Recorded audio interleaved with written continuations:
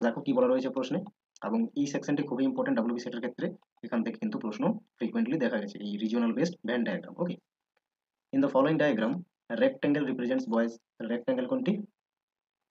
এটা। ওকে, এটা হচ্ছে বয়েজ।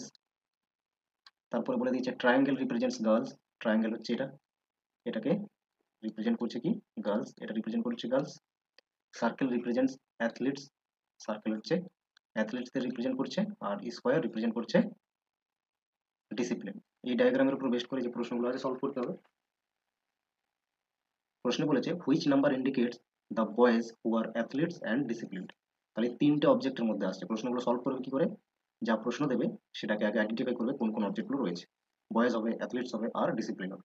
তিনটে অবজেক্টকে সেট করছে এরকম কমন প্লেস কোনটি? ওকে, অ্যাথলিটস মানে সার্কেল থাকবে, স্কোয়ার থাকবে, ঠিক আছে, স্কোয়ার থাকবে তার মানে, আর বয়েজ। ওকে, ট্রায়াঙ্গেল বাদ দিয়ে তাহলে এরকম রয়েছে দুই। দেখো, দুই হচ্ছে অপশন নাম্বার বি কারেক্ট হয়ে যাবে তাহলে।